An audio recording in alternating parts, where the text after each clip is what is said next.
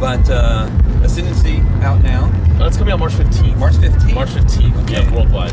Same date, everyone. And the Trivium of the Ascendancy cycle was party hard. So you were on first thing in the morning on a Saturday, drunk, hungover, or about to drink.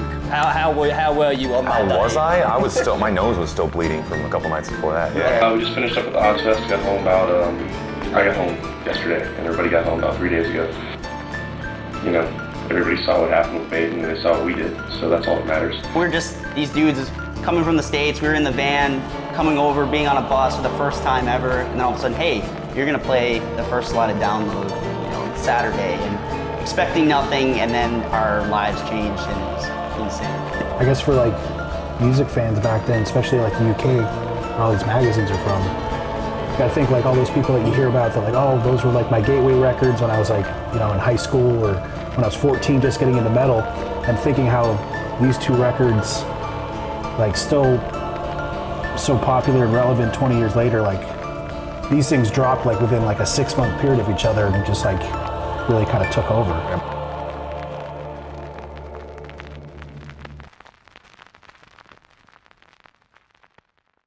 What's going on, everyone, and welcome back to our Trivium Retrospective.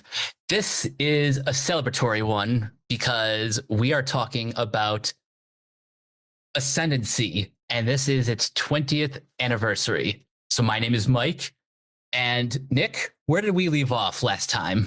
So to be clear, last time I had my Ember to Inferno shirt on and I was extremely sick. So I'm not sick anymore, but I don't have my Ascendancy shirt on. I will when we have this uploaded on Saturday. So just pretend I have the shirt on. So in the meantime, Ember to Inferno, like we mentioned in the last episode, was Trivium's introduction to the world, and it's not till long after, in at least early 2004, they catch the attention of what used to be the premier metal label, Roadrunner Records. And Mike, we talked about this after we got done recording Ember. How bad is Roadrunner Records now? Let me put it this way. The amount of artists that are currently signed to the label is but a fraction of their 40 plus year history. Well, I understand a record label with an almost 45-year history is going to have changes. I don't expect them to keep Cynic, Deicide, Suffocation, Obituary. I don't expect them to keep all of the 90s Florida death metal bands on the label per se, but when you lose every one of your mainstays from Machine Head, Slipknot, Devil Driver, Killswitch Engage, Cradle of Filth, Chimera, Fear Factory, Dream Theater, pretty much everything Max Cavalera had done up to at least 2012, I know some of the bands I mentioned weren't always Roadrunner acts, but they're also so synonymous with that label. I know I really hate jumping far ahead in these, but Mike, I am honestly prepared for Trivium and Gojira to potentially leave either for Nuclear Blast or maybe another metal label. I don't even know what to say to any of this. Just, I hate that it's a shell of its former self like this. I agree.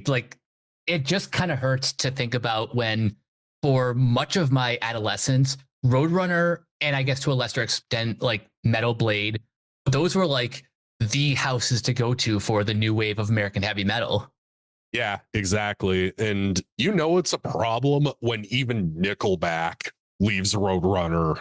And especially when it's a problem when their derivative Theory of a Dead Man are the ones keeping the lights on. It's embarrassing when it's gotten to that point. It hurts to think about. I will say this, though, just to keep this time period relevant, I will say it was a smart idea on Roadrunner's part to basically put Trivium out on the road to build some buzz first, because the first tour they did was with Machine Head, Chimera, and 3 Inches of Blood. That is a killer lineup.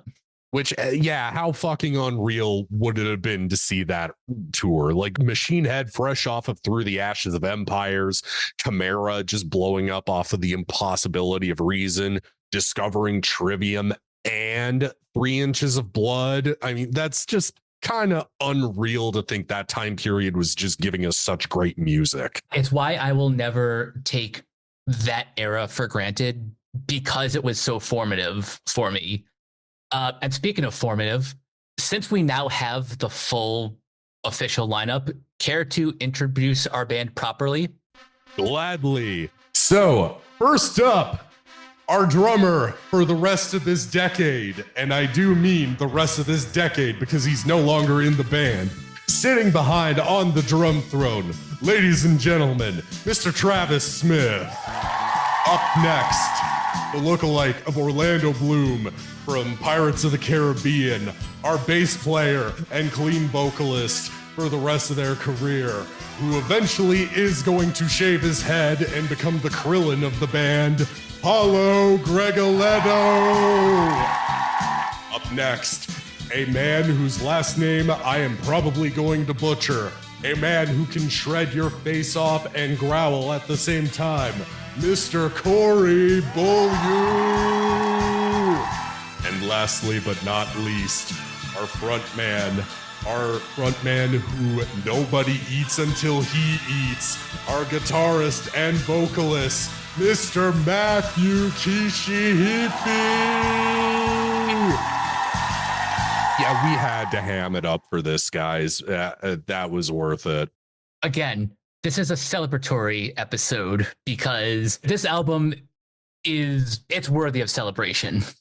Well, it's a new wave of American heavy metal classic. I mean, if we're going to talk about the early years of this stuff, there's Shadows Falls, The Art of Balance, God Forbids, Gone Forever, Lamb of God's As the Palaces Burn, and Ashes of the Wake.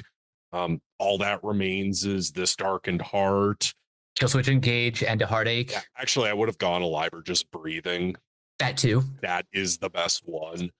But just so we make this clear to everybody, I think that this album has stood the test of time and is a perfect album front to back. It is probably their most streamlined album, really, but that's kind of what works to its benefit. And that's why I gave the band the introductions that I did, was because I think Corey really brings a solid chemistry with Matt to the guitar playing. Their twin guitar leads are incredible and their solo interplay is amazing.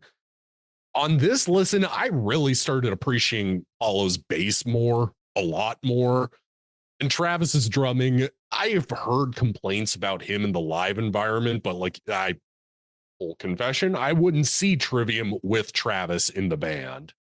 So take with that what you will. But on record, some incredible drumming. But just to be honest, guys, the way this band was seemingly getting the hate that they were getting back in the day, I feel like so much of it was just unjustified, either because they were a young band getting popular or just getting lumped in with a trend, which I also have to say, this album is incredibly fucking heavy, even by today's standards.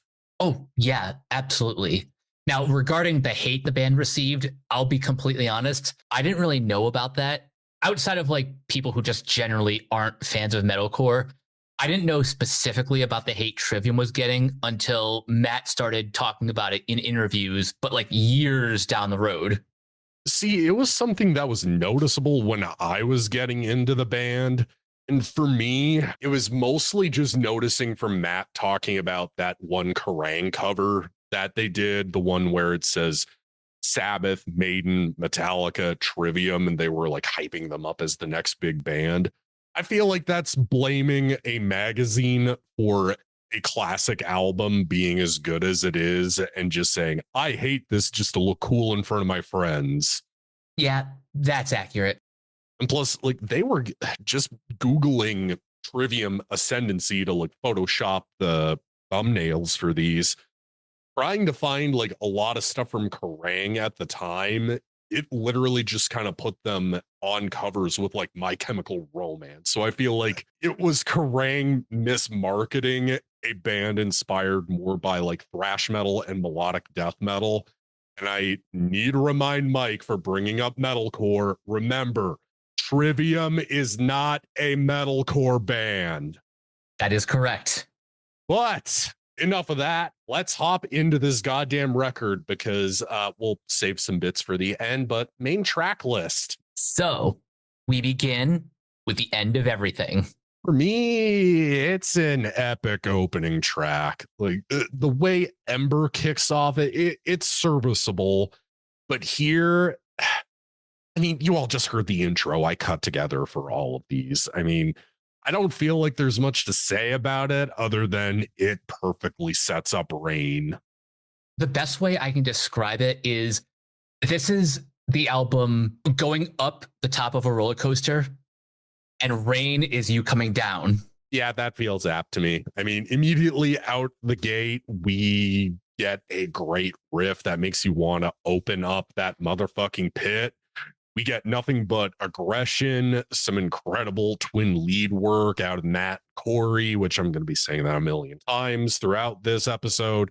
The production from Jason Sukoff is incredible. It's leaps and bounds above Ember to Inferno, but that's also probably because they got Andy Sneap to mix this thing, which, you know, his work with Megadeth, his work currently with Judas Priest, I mean, it all speaks for itself. He's an incredible producer, clearly knows how to make a metal album sound amazing, because everything comes through clear as day. Everything's played perfectly, but still has dirt under its nails.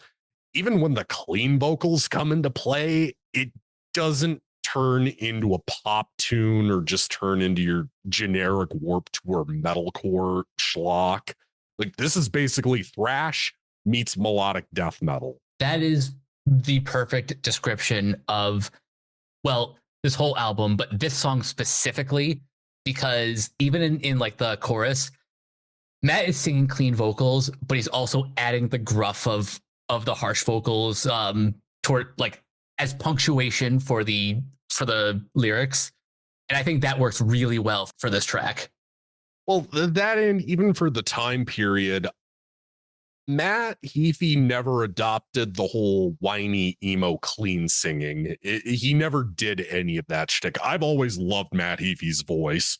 I always thought he sounded great, but that's just, you know, I'm one of those weirdos who's kind of picky when it comes to vocalists, because like if it doesn't help land a chorus, then you're not doing that much for me, because the chorus on this thing, it's infectious. It is.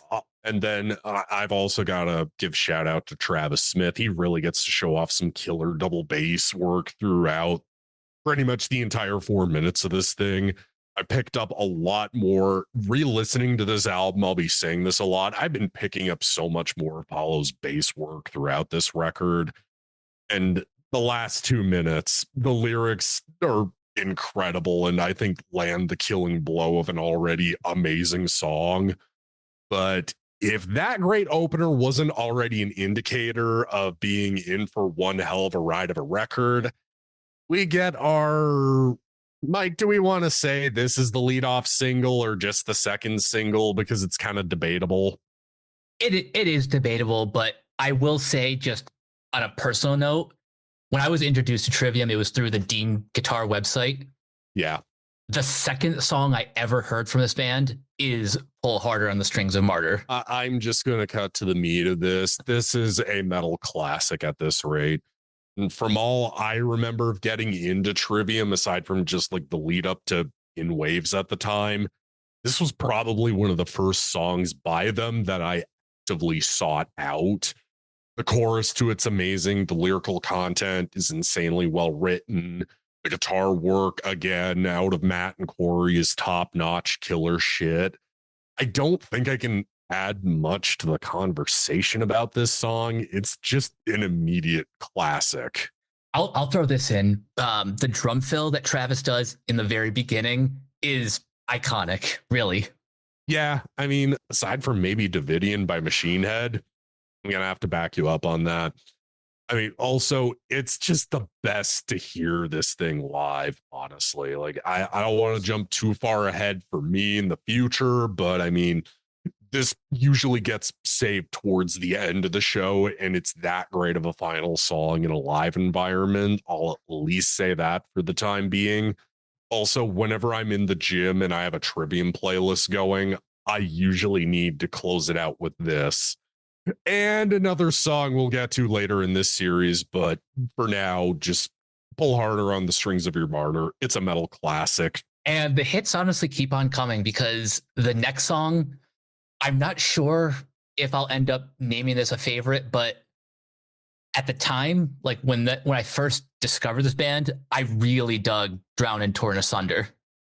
So I gotta ask you this: that little twin harmony section, about like 40 seconds in the section, is it just me, or does that remind you of like 90s era death, like something off of Human or Symbolic?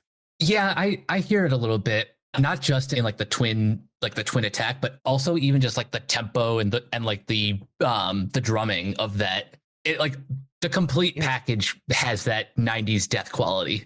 Yeah, I'll have to back you up on that. I mean, more on the song really itself. That chorus is fucking incredible. Like, even when it drops into the cleans and that maideny section, it's just massive arena worthy shit. I mean, I'm not going to bother trying to sing it because I'm still recovering from being sick a couple weeks ago, but deconstructing their hold, our vengeance will be tenfold, our enemies will be drowned. That is amazing. And that's what I've always really liked about Trivium in general, is they don't write songs that come off like they're either just conforming to a basic pop structure, or they don't just come off as generic whiny teenagery shit. Not to fast forward too far into the future, but if anything, the lyrics get kind of nerdier as the band progresses. Yeah, let's just be honest about that. I mean, there are little bits of hints of the direction they would take on the next two records here, but I mean, it's more Embers establishing the foundation, and then Ascendancy is like just them getting the house put together. So if I'm going to use that analogy, but I mean, it's just another killer tune that just keeps the energy up. Also, that switch up almost 3 minutes in, like, I don't know how they made that make sense in the structure of the song, but it's amazing. I've listened to the song too many times that, like, even when that switch up happens, it just flows so perfectly. And now I'm going to be honest, I'm going to make a case for this being best song on the album. The title track's up next. And here's the thing, I'm not going to disagree with you. Yeah, everything from the guitar work, from how it just transitions into the chorus, how aggressive the music is, it's just an amazing, like, 4 to 5 minutes. I mean, I'm not even going to bother trying to describe it. Fuck it. Here's a sample of it.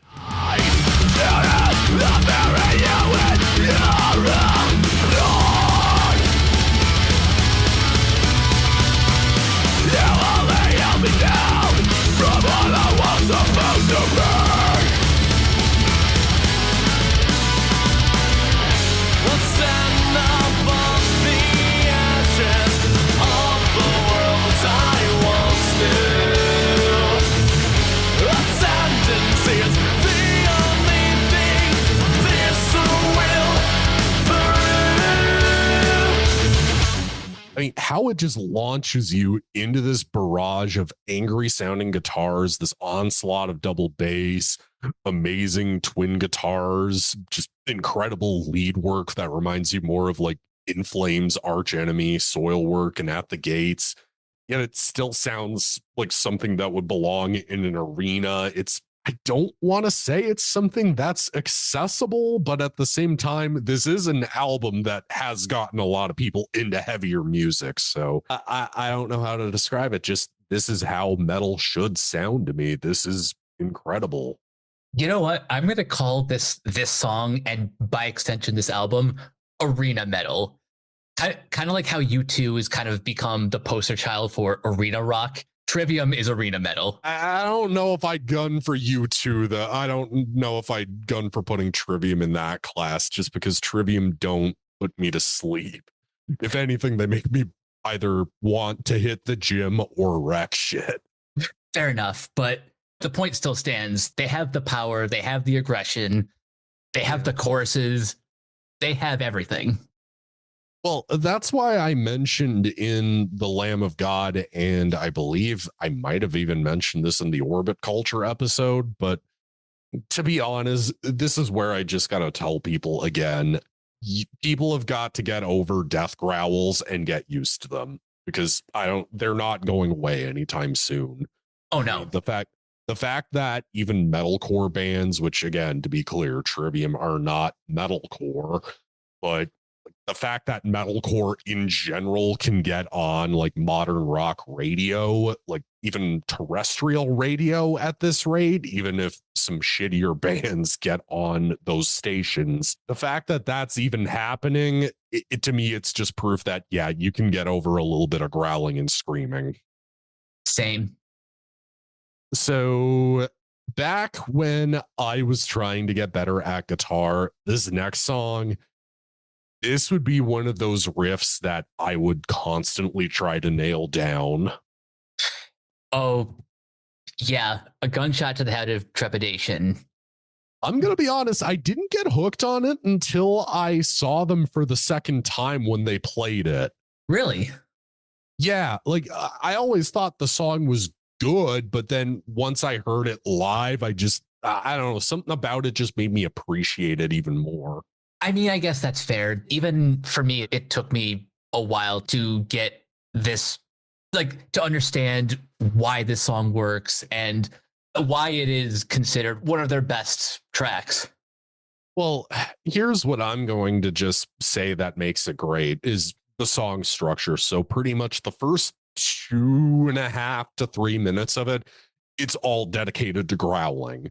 And then there's a switch up to the last chunk of the song. It's not something that's jarring at all. And most of it isn't dedicated to what I'll just call the second chorus. It's dedicated to pummeling you with nothing but guitar solos. Also, them dropping into that hey section in the song. Again, that's probably what made me love it even more in a live environment, was just because this song feels like it was built to be played live. You know, just from, again, the chorus, guitar solos, even when it drops into the change up with the clean vocals. Also, we haven't really talked that much about the music videos, but the music video for this one might be the best one. I'll be honest, I haven't gone back to watch any of the music videos except for the next track, but we'll get there in a second. I was actually just going to say, because I've got the deluxe edition CD, which includes their live show from the Astoria in England, and it has all of the videos on it. This one is basically just fans in black cloaks are on one side, fans in red cloaks are on another side. And then once the change up section comes into play, they all start getting up. There's the hey section where they start all getting into it. And then the last chunk of the song, when it explodes, they all just start a pit around the band. Oh, that's awesome. It's kind of weird. I vaguely remember seeing it back in the Much Music days during the day too. I mean, I could be wrong, but something about it just feels familiar to me. Like it felt like it was something that genuinely tried to kind of cross over. Because I mean, on the more like punk and pop punky side, you had like My Chemical Romance. But then on the more metal side, you had like System of a Down, and then maybe you could put Lamb of God on, maybe. Much Music, because when we get to the next track, we have to talk about MTV2's Headbanger Ball. So does Much have a Canadian equivalent to that? They did, even before Headbangers Ball came back. It was called Much Loud, actually. Oh, It was either a separate channel that we only had basic cable in our house. So you had to have satellite and order that specific channel, but that would be where like all the metal videos would get played. But the only other way you could watch like a free version of it would be if you watched it at like 2 a.m. Oh, which obviously, given that I was in middle school at the time, I couldn't do it. I had nobody to introduce me to metal at that point. So and also I didn't get to experience how great Jamie Josta's Headbangers Ball was when that came back, even though this next song is included on one of the compilations to it. And all I'm going to say is open the fucking pit up and headbang.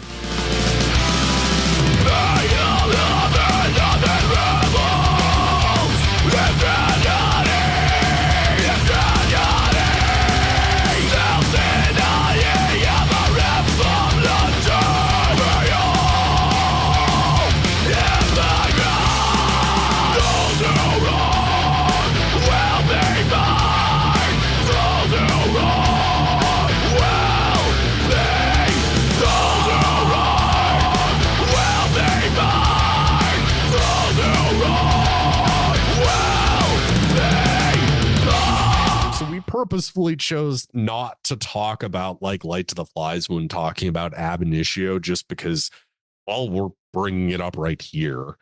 And for the record, that version of the song is really good too. I actually do kind of prefer the drum sound on that. But oh my God, this is another metal classic, guys. Yeah.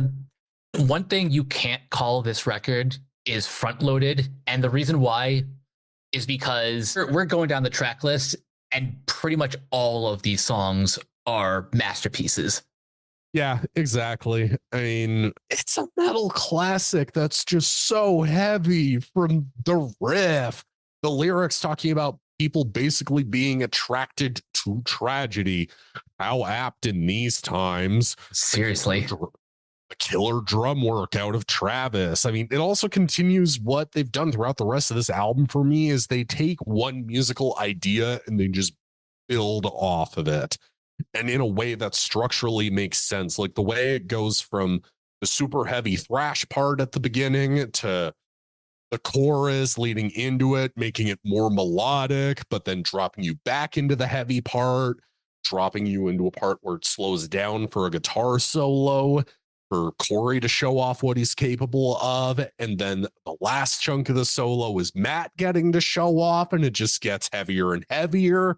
It just feels like it's crescendoing and building to something before launching you back into that chorus one last time. It's a 6 out of 5 song, guys. Just, if you somehow have not heard it, what the fuck are you doing? Like, pause this, obviously finish listening to this, but pause this, go listen to that song, and then come back and listen to the rest of the show.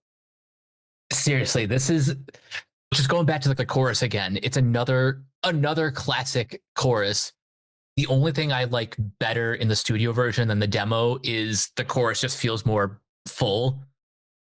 Well, also, I feel like they had more confidence and more something to prove at the same time.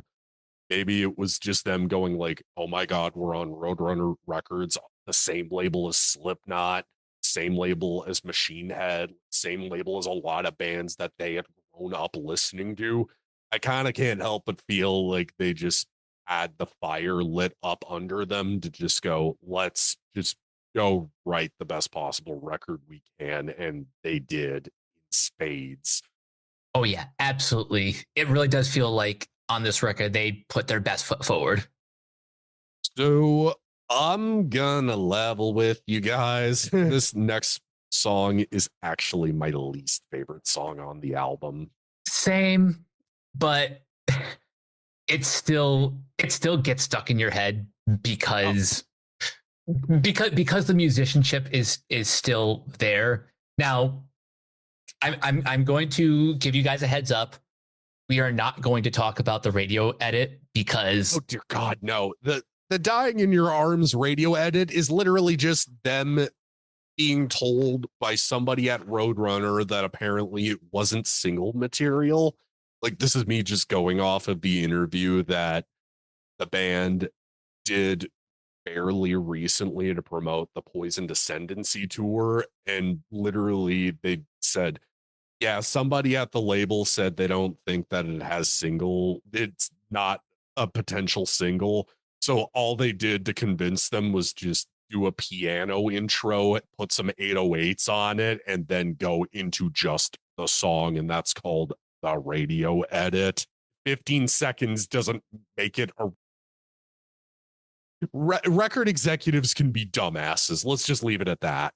Yeah, but as it stands, it's still not a bad song because Matt Heafy's vocals are still like firing on all cylinders, and B, it's a song that gets stuck in your head no matter how much you think you don't like it. Like it's still just infectious. Oh, literally, no joke. As soon as I rolled up to my parking spot coming home from work, I was literally like, and now I see it's you. I literally couldn't stop singing the goddamn chorus pulling up to the driveway. I mean, my take on it, it is a good song. I'm not trying to make it sound like I hate it or anything. This really is the closest Trivium get to sounding like a metalcore band, which, to be clear, they're not.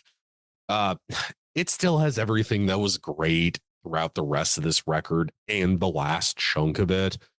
And I'll be honest, pretty much every album after this does have a Dying in Your Arms of sorts on it. Of sorts, yeah. I'd honestly even pick some of those songs over this, because I'll be honest, when I'm itching to hear stuff off of Ascendancy, for real, this is the most I've heard it in probably the last like maybe even 15 years, just listening to the record over and over and over again. But if I'm itching to hear something off of Ascendancy, this is not one of those songs for me. The next one, the older I get, 100% is. The last thing I'll say about Dying in Your Arms, just to go back to a point you made earlier, Apollo's bass work it's consistently great. Well, the thing on some later records I find is that he's not like as prominent in the mix until like, I want to say at least like the recent 4. When we get to the next album, I'll have some things to say about Paolo. Yeah, he does have some moments where he genuinely shines, but I kind of can't help but feel like he gets to show off a lot. I feel like the band really gets to show off a lot more on later records even. But like I was saying, this next one, the older, for some reason, I didn't listen to it as much when I was getting into the band. I would only hear it like whenever I'd listen to the album in its entirety. But The Deceived, we get back to starting at 11 again. It just launches you into the heaviest riff the band can write, but then also throwing clean vocals on top of it. That's honestly what I love about this song. It can do everything. Like, it has the clean vocals, but then it also has probably one of my favorite solos from both Matt and Corey. Yeah, I actually just have a note that's kind of perfect to reply to what you just said. Is the thing is that the energy is still there throughout the entirety of the track for me. Even having the nerve to throw you straight into nonstop melodic death twin leads for the last 2 minutes of the song. And like you said, Matt and Corey really getting to show off what they're capable of on guitar. It just feels structure-wise like it's just crescendoing and building and then launches you into the chorus one last time. Yeah, other than that, like, you guys just have to listen to the song. It is absolutely incredible. Oh, yeah. It's basically a thrash metal tune with melodic death metal guitars. And how can you go wrong with that combination? Oh, and before we forget, yes, there is a version of this on Ab Initio, but this is a song that really does benefit from the better production and more confident sounding singing out of Matt. Agreed. Maybe we could chalk it up to him just turning 18 at the time, maybe. But at the same time, if this is recorded shortly after that demo, yeah, clearly we can choose the better version. It's this one. The next track, if I recall correctly, this might actually be the third song I ever listened to from the band. And it's one of the first anime music videos that I actively seeked out. Suffocating Sight. I think the first time I heard this, I found this this Naruto AMV with Naruto versus, I think, Gara of the Sand. And for some reason, like now, whenever I listen to the song, that fight sequence is like burned into my brain.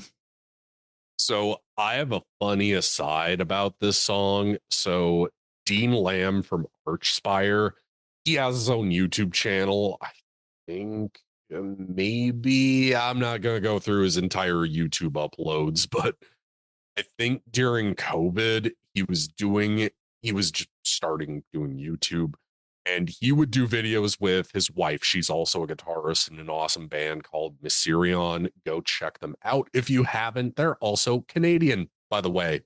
Stay topical. So they have a series of videos called 4 Stages of Death Metal, basically, and they had Matt Heafy pick out 4 Trivium songs for them to try to play through.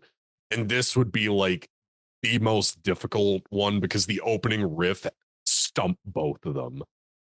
How he stumped Dean from Archspire.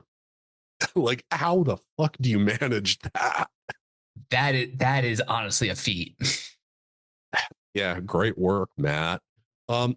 I don't have a ton of notes about Suffocating Sight. It's a shorter song that works better for me. It's more thrash based, which I can appreciate more out of. It doesn't really go into the chorus until about halfway through, if you think about it. The structure is weird, I'll admit that, but it's also just nostalgia for me, that I am more attached to this one. But it also just works. It's organic. Just honestly, it's another killer tune. I don't have too much to say about Suffocating Sight. The next one, though, believe it or not, Mike, what if I told you this was played at the first Trivium show I ever saw? Oh. Yeah. So did he bring out the acoustic guitar? I don't remember. Yeah, you gotta bear in mind it's been 13 years, dude. So I don't remember like all of the details. I was just happy to be seeing Trivium, to be honest. But more on that once we get to the album associated with it. But Departure, it's a bummer of a tune. Like, and I say that in that not that it's a weak track. It's an amazing tune, like the rest of the songs on the record, but it's just lyrically and musically, it sounds what's the word I'm looking for? Like morose. I'm actually going to take the words right out of Matt Heafy's mouth. It's his unofficial suicide letter. Yeah, that tracks. So, yeah, we're not really a podcast that goes super into depth about the lyrics of a song when breaking them down. Normally, we're just talking about what we think is great about it and what makes it work. But honestly, most of these songs really are about Trivium themselves going through maturity and dealing with pretty much what most 18-year-olds have gone through, and really addressing a lot of like societal issues. And even when Matt uploaded a tour video recently of him talking about this song before playing it live again, the fact that the lyrics still hold up and are still something that adults and teenagers can relate to, it's not something that just sounds like some whiny 3 Days Grace emo light version of rock. This more just sounds like it's a healthy outlet for metalheads like us. And throughout my adult years, honestly, Trivium are one of those bands for me that has helped me channel whatever, I hate to sound corny here when saying this, but channel whatever dark thoughts or dark energy that would ever go through my brain and channel it into something healthy. I think we can thank songs like Departure for that. I know I've had bouts of feeling rock bottom like many times, like not just mostly from like my later adolescence to early 20s, and even as recent as a few years ago before I turned 30. And this band has really kind of helped me through a lot of those dark times. Yeah, I feel like we could go on about the musicianship like we already have throughout pretty much most of this record, but I don't want to tread the same ground and to tie it into what Mike just said. I guess that's just what makes Trivium great too, is that they're relatable. They're not a full of shit relatable band in that they're just gonna write some generic platitudes for you to be like, this is how I feel. No, they're just like, we're gonna write about how we feel. You identify with it. You're clearly a fan of our band. So yeah, clearly you do. So just love our music to death. But yeah, Departure, it's a killer tune, just like the rest of the record. But before we get into this last track, I'm just going to prefix it with this. My recent re-listens to this album, I'm loving it more and more. Declaration is a pretty epic closer. Music here for a 7-minute song, dude. Like, not a single note feels wasted or feels disingenuous. It really is. I hate to use the word again, but it is a masterpiece. And I haven't really been using this word lately in this podcast, but this is sort of the beginning of the band becoming more progressive. Oh, I mean, there's been hints as early as Ember to Inferno, but with this, it feels like they are wanting to challenge themselves musically. Like the great musicianship that's always going to be in this band, it's still there. The solos are awesome. It's just structure wise, none of it, again, feels jarring or out of place or just feels like, well, we want to have a super long closing number, so let's just throw some riffs together. No, Trivium didn't do that. They decided, let's settle on an opening. Let's write something really heavy and then have the chorus be super melodic, have it transition into another section that just feels like it's spiraling and building to something massive, then start pummeling your face in with more double bass and shredding, and then launch you back into the chorus. And then that's your 7-minute epic. Also, the fact that it's 7 minutes and you don't feel the length at all. It feels just very satisfying. Also, just reading through the lyrics, Mike, is it just me or is this song about right-wing bigots? I'm pretty sure it is. Like, I know Matt he says that he isn't really a political guy or doesn't comment on current issues, but this and Ignition off of the next album, like they really do confront the right and how they treat marginalized groups. Like the lyrics spell it out pretty straightforward. Yeah, and we'll get more into it when we talk about the Crusade, but yeah, Ignition is like it is not being subtle at all. So bear in mind, yes, we did just finish the album proper, but this is not the end of the goddamn episode, so you still have to keep listening to us. Yeah, keep enjoying your free podcast. We are obviously going to talk about the bonus tracks because we're just that big of nerds for this band. Because this was the thing I also miss about albums, especially from the Roadrunner days, is that a few like 6-7 months later, or even up to a year later, you would end up getting the deluxe edition of an album that was a big deal from them. That was a pretty golden era. And just spoilers, we're going to be talking about the bonus tracks for the rest of this series. Oh, 100%, because some of them are, oh my God, this is incredible. And some of them lead into some really killer cover tunes. So Blinding Tears Will Break the Skies. Again, this was another ab initio cut, but much like The Deceived, this does benefit from better production and better vocal delivery.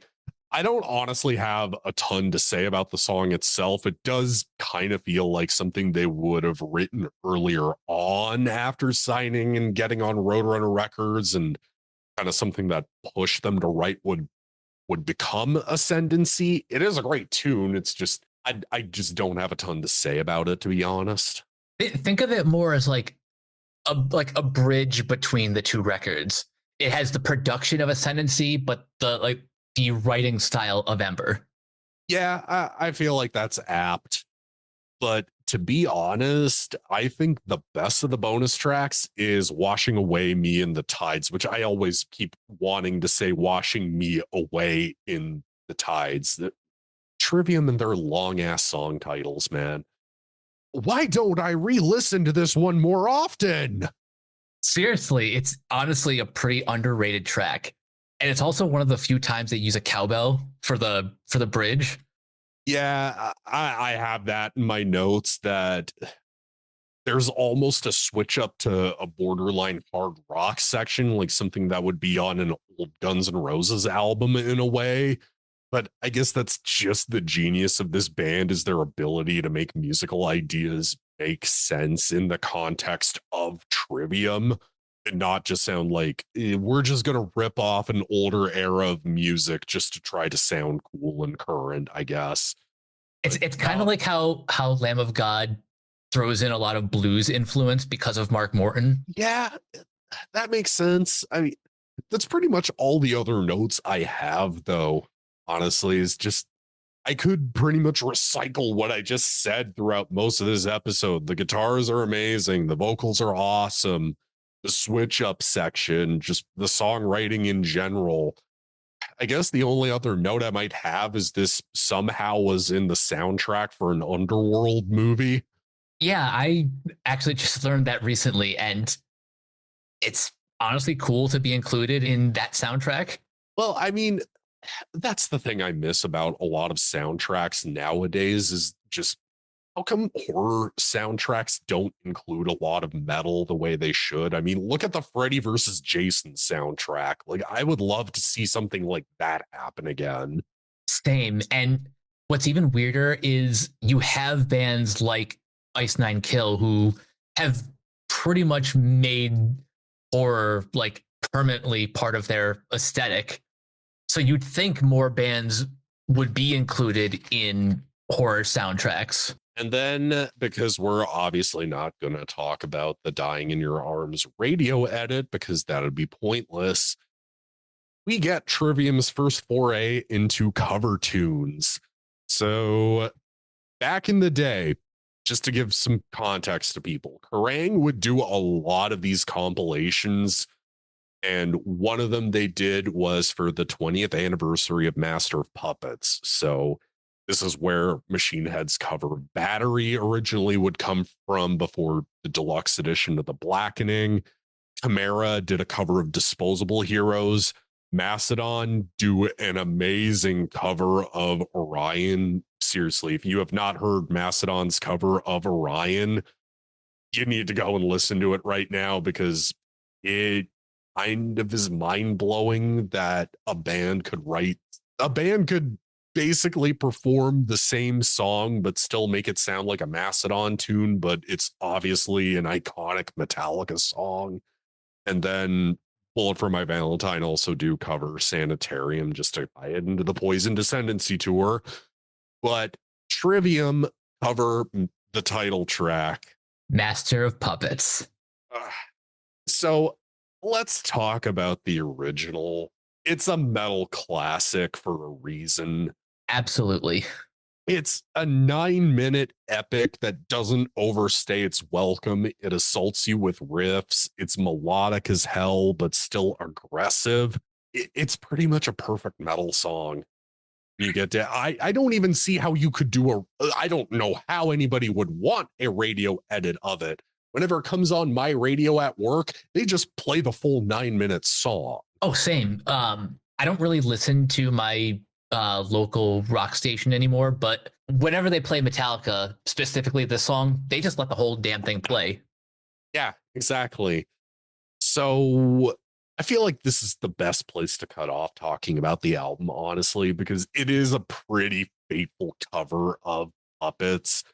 I don't really hear too many differences from the original. Not many notes sound that different from it, other than maybe some, whammy bar parts sound a little bit more different. Like they're, really hammering on the Floyd Rose tremolo bar. It is a good cover in that they do nail it down technically. And also, if we're being honest, it does kind of hint at the direction of the next album. Yeah, it's honestly kind of a perfect tease for what's coming next. I only have one nitpick. Look, Matt Heafy is a great vocalist, and this song, he's pretty much like paying his debt of gratitude to James Hetfield. My only problem is in the bridge section between the two solos, I just wish they had a little bit more fuller vocals. And the only reason I say that is because of the gang vocal section in Gunshot, where I'm thinking you could have done the same thing here. I kind of hear what you're getting at. Yeah, I can see that being it didn't personally bother me. I'm personally just so used to hearing it live too, from Metallica, obviously. But to be honest, it is a really good cover. But I will also say, I do think there are some covers that Trivium do that I'm going to be honest, I do think that are better than the original. I know there are some weirdos out there that say that they prefer the Trivium version of Master of Puppets. And look, it's a good cover and it's a good redo of Master of Puppets, but it's not the Metallica one, man. Yeah, as much as I love Trivium, I cannot agree with those people. Yeah, and plus, way to disrespect the band that if it weren't for Metallica, Trivium wouldn't exist. Exactly. That's why I give people a hard time who are, there for the opening act at Metallica shows and then leave. I'm like, dude, you do realize this band wouldn't be here if it's not for Metallica. Exactly. So, on that note, especially because it does tie into the next record, let's hop into best songs. Who wants to go first? Because this was not an easy task. I'm not flipping a coin and I've talked enough, so I'm going to let you go first. Okay. So if I have to limit to 3, I will go with Pull Harder on the Strings of Martyr, A Gunshot to the Head of Trepidation, and Suffocating Sight. You did pick Suffocating Sight I didn't put on mine. So here's what I'm putting on mine. Ascendancy is the best song on the album. Pull Harder on the Strings of Your Martyr, Gunshot to the Head of Trepidation, Like Light to the Flies, The Deceived, and I'm pushing it to 6 for this one because this album's that good. Declaration. Yeah, those are all really good picks. Yeah, and even though those are our best songs, this album is a 5 out of 5 album, obviously. We don't really do rankings on these shows, but be clear, we wouldn't be making a big deal out of this being the 20th anniversary of this record if we didn't have to just keep saying it over and over again. I have a little blurb about the impact that this album had just because. Man, 20 years on, this album stands the test of time. I mean, let's just look at bands that clearly are inspired by Ascendancy on some level. I mean, look at Sylosis, Bleed From Within, Malevolence, even Orbit Culture. I mean, I had to include the bit in that Poisoned Ascendancy promo video where Corey talks about how many bands in the UK were inspired by this album. Because this thing was huge in the UK. Oh, yeah. Trivium are part of the new wave of American heavy metal, but I don't think enough people talk about how still a big deal the UK and the UK market is for metal. Let's just be honest. At this point in their career, Ascendancy is what put them on the map to begin. I mean, you aren't seeing All That Remains pack out arenas no matter how hard they tried to sell out throughout the 2010s. I mean, Trivium were touring and opening for them, which even that Astoria show is pro shot, and on my awesome closest thing we'll ever get to a live DVD out of them, the deluxe edition of Ascendancy. But I mean, if it wasn't for something like, say, the 2005 download show happening, them sticking up for Iron Maiden during the whole 2005 Ozfest debacle, thanks a lot, Sharon. The music videos for the great singles off of this record, every song, like I said at the top, still being ridiculously heavy by today's standards. I think that people were too quick to write this band off. I agree. And I kind of think, just to go back to your point about the UK, we really do kind of have to thank Kerrang for really putting their name out there. Yeah, I mean, as much as I did kind of dunk on Kerrang a little bit at the beginning, Kerrang, whenever I was going and looking up what was the current huge thing in metal, which was the new wave of American heavy metal, so Lamb of God, Trivium, Honor, God Forbid, Switching, Shadows Fall, and then the melodic death metal stuff, In Flames, Arch Enemy, Dark Tranquility, Soilwork, Scar Symmetry. You know, it just felt like Trivium were inspired by what metal was in the 80s, maybe even, you know what, let's just get this out of the way too. Metal in the 90s because of old school death metal and the Florida death metal stuff, and then what was currently going on. So clearly Trivium were just going like, let's not make something that's derivative and just sounds like everybody else. And I feel like they've kind of stuck to that throughout pretty much every album they're here, really. Yeah, I will say no two Trivium albums sound alike for the most part. Except for one. I'll make that argument, but we'll get to that in, I want to say 7 episodes at this rate. But now, Ascendancy, we have this album to thank for an amazing career, and on its 20th birthday, no less, which it's super depressing experiencing this album during that era. I'm that speechless, man. Like I'm terrified that this thing is 20. Yeah, same. Yeah.